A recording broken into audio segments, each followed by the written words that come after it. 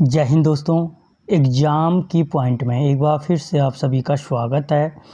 दोस्तों आज के इस वीडियो में हम प्रकाश संश्लेषण से संबंधित जितने भी मोस्ट इम्पॉर्टेंट क्वेश्चन बनेंगे उनको कवर करेंगे।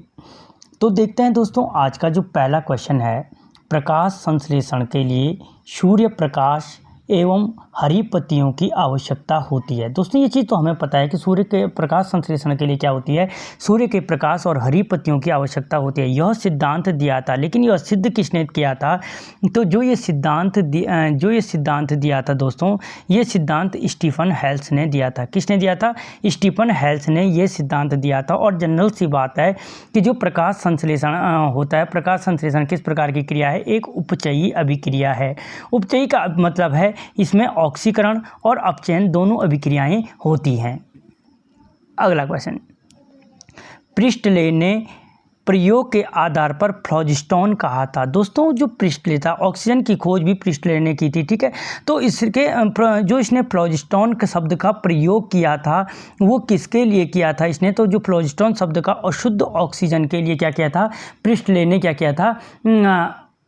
फ्लोजिस्टोन शब्द का प्रयोग किया था। और जो इसने शुद्ध ऑक्सीजन है या शुद्ध हवा है, शुद्ध हवा के लिए जो किया था, डिफ्लोजिस्टोन शब्द का प्रयोग किया था। याद रखना, फ्लोजिस्टोन और डिफ्लोजिस्टोन। अगला क्वेश्चन, कौन सा वर्णक सीधे प्रकाश ऊर्जा को रासायनिक ऊर्जा में बदलता है? वो कौन सा वर्णक है जो सीधे प्रकाश ऊर्जा को क्या बदलता है? रासायनिक ऊर्जा में बदलता है। वो है क्लोरोफिल ए। तो दोस्तों क्लोरोफिल जो होते हैं 5 प्रकार के होते हैं। इनमें क्या होते हैं? ए, बी, सी, डी और ई होते हैं, ठीक है। तो ये 5 होते हैं। इनमें से जो सीधे प्रकाश ऊर्जा को रासायनिक ऊर्जा में बदलता है वो है क्लोरोफिल ए है, ठीक है। क्या है? क्लोरोफिल ए है। अगला क्वेश्चन, प्रकाश संश्लेषण में प्रकाश की कौन सी परास सबसे कम प्रभावी होती है? दोस्तों प्रकाश संश्लेषण में प्रकाश की कौन सी परास सबसे कम प्रभावी होती है? तो वो होती है हरे, ठीक है। हरे प्रकाश में क्या नहीं होता है? प्रकाश संश्लेषण की क्रिया नहीं होती है। लाल प्रकाश में क्या होती है? प्रकाश संश्लेषण की क्रिया सर्वाधिक होती है। प्रकाश संश्लेषण की जो सर्वाधिक क्रिया होती है वो क्या होती है? लाल प्रकाश में होती है, ठीक है। और प्रकाश जो सबसे कम जो प्रकाश संश्लेषण की क्रिया होती है वो किस प्रकाश में होती है? तो बैंगनी रंग के प्रकाश में होती है। अगला क्वेश्चन, रसायन संश्लेषण बैक्टीरिया ... ऊर्जा प्राप्त करते हैं। जो रसायन संश्लेषी बैक्टीरिया होते हैं वो किससे ऊर्जा प्राप्त करते हैं? तो जो रसायन संश्लेषी साइनोबैक्टीरिया होते हैं वो अकार्बनिक रासायनिक पदार्थों से क्या करते हैं? ऊर्जा प्राप्त करते हैं। किससे? अकार्बनिक रासायनिक पदार्थों से। मोस्ट इंपॉर्टेंट क्वेश्चन है, 2-3 बार पूछा गया है। अगला क्वेश्चन, चुंबकीय स्पेक्ट्रम के दृश्य भाग में किस परास की तरंगदैर्घ्य शामिल होती है? जो चुंबकीय स्पेक्ट्रम के दृश्य भाग में होती है या किस तरंगदैर्घ्य की तरंगों को प्रकाश संश्लेषण में प्रयोग किया जाता है तो वो है 390 से 760 या कहीं पे ये तुम्हें 400 से 700 देखने को मिल सकता है, ठीक है। अगला क्वेश्चन, मोल का आधिपत्य प्रयोग सिद्ध करता है कि प्रकाश संश्लेषण के लिए।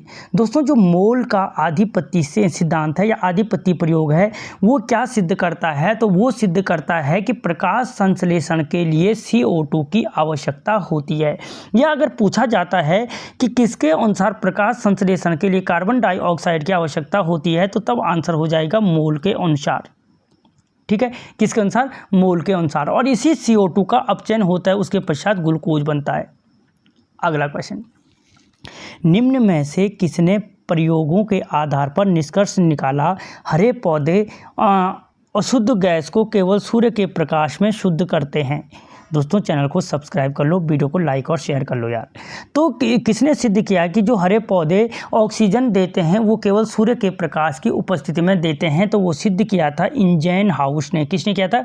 इंजैनहाउस ने। प्रिस्टले ने क्या किया था? फ्लोजिस्टोन और डिफ्लोजिस्टोन शब्द का प्रयोग किया था, ठीक है। स्टीफन ने क्या सिद्ध किया था कि प्रकाश संश्लेषण के लिए सूर्य का प्रकाश हरी पत्तियों की आवश्यकता होती है। अगला क्वेश्चन, किसने सिद्ध किया कि प्रकाश संश्लेषण के समय ग्लूकोज का निर्माण होता है? अभी मैंने कहा था CO2 का अपचयन होता है जिससे ग्लूकोज बनता है।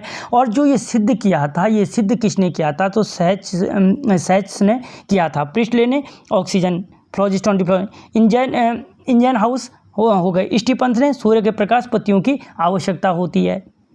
अगला क्वेश्चन, प्रकाश संश्लेषण की प्रकाशीय अभिक्रिया किस भाग में संपन्न होती है? तो प्रकाश संश्लेषण की जो प्रकाशीय अभिक्रिया है वो ग्रेना भाग में संपन्न होती है।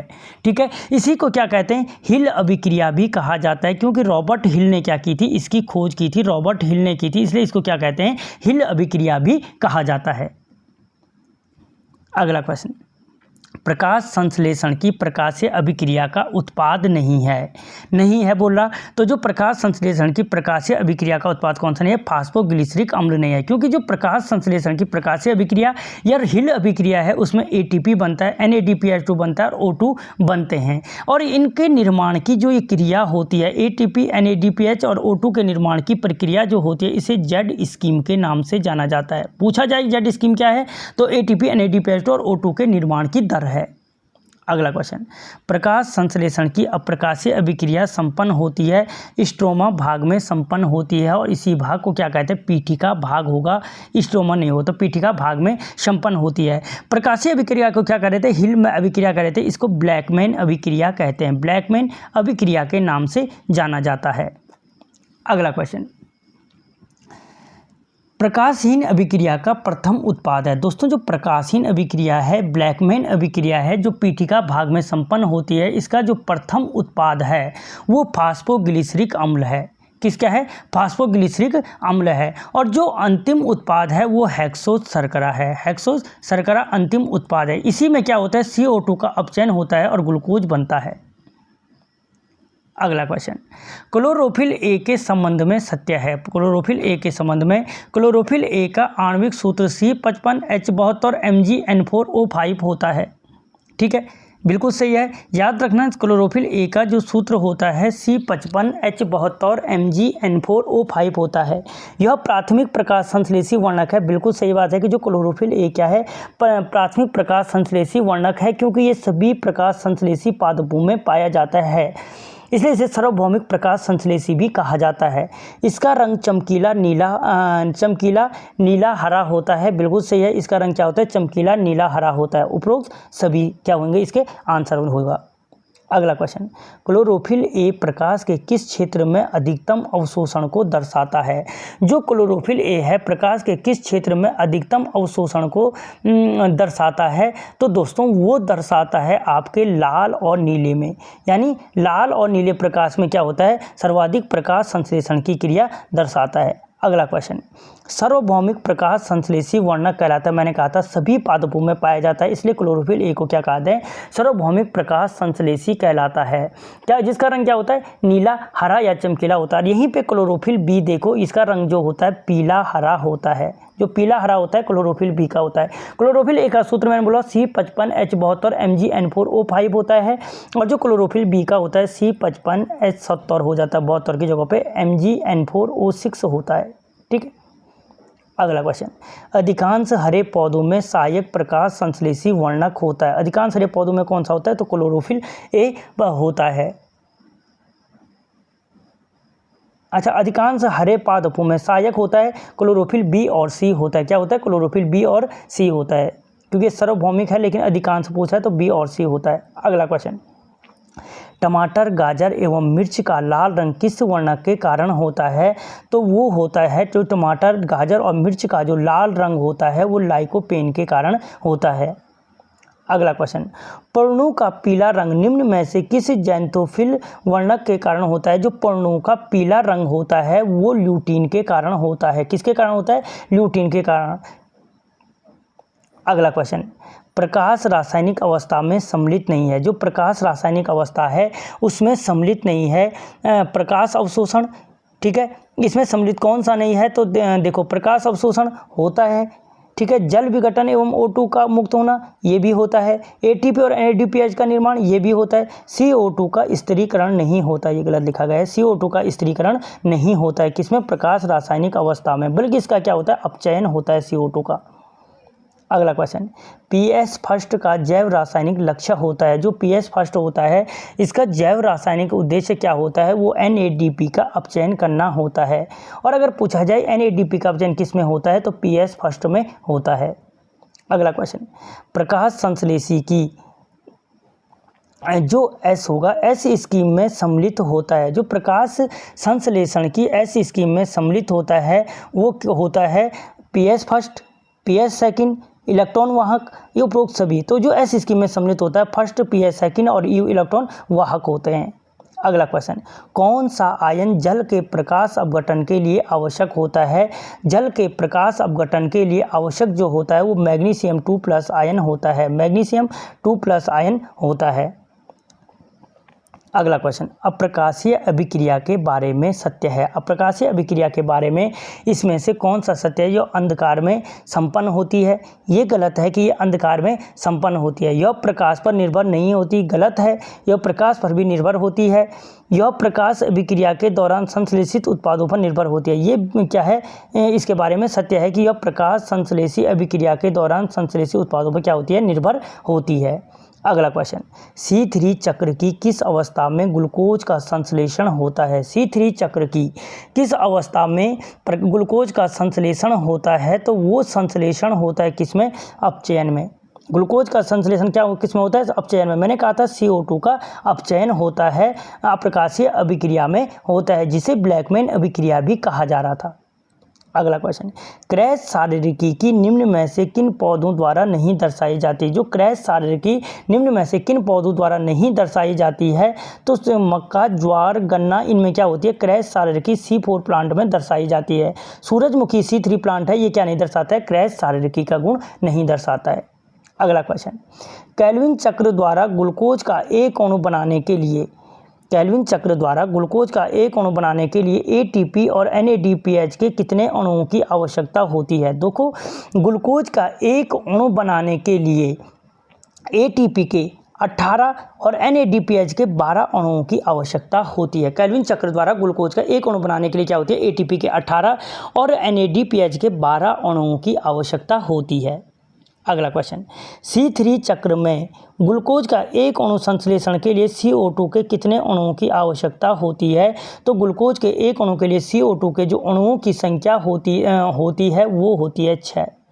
ठीक है, ATP के 18, NADPH के 12 और CO2 के 6।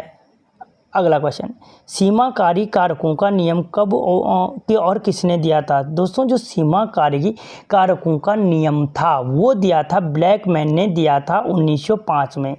ठीक है, सीमाकारी कारकों का नियम ब्लैकमैन ने दिया और कब दिया? 1905 में दिया था। अगला क्वेश्चन, प्रकाश संश्लेषण की दर तापमान में ... वृद्धि होने पर दुगनी हो जाती है। जो प्रकाश संश्लेषण की दर है तापमान में कितनी वृद्धि होने पर दुगनी हो जाती है? तो ये 10 डिग्री सेंटीग्रेड बढ़ने पर क्या हो जाती है? दुगनी हो जाती है। अगर तापमान में 10 डिग्री सेंटीग्रेड की वृद्धि हो जाती है तो प्रकाश संश्लेषण की दर दुगनी हो जाती है। अगला क्वेश्चन, प्रकाश की गुणवत्ता दर्शाती है। जो प्रकाश की गुणवत्ता है वो क्या दर्शाती है? तो वो प्रकाश की तरंग दैर्ध्य को दर्शाती है। अगला क्वेश्चन, वह बिंदु जिस पर पादप अंग वातावरण से CO2 का अवशोषण बंद करते हैं, जहाँ जिस बिंदु पर क्या होते हैं? CO2 की अवशोषण की क्रिया बंद हो जाती है, वो किस नाम से जानी जाती है? तो वो जानी जाती है CO2 संतुलन तीव्रता बिंदु। क्या कहलाता है वो? CO2 संतुलन तीव्रता बिंदु कहलाता है, जहाँ पे क्या हो जाती है? अगर संतुलन की तीव्रता अत्यधिक चली गई तो CO2 का अवशोषण खत्म हो जाता है। अगला क्वेश्चन, प्रकाश संश्लेषण को प्रभावित करने वाला बाह्य कारक नहीं है।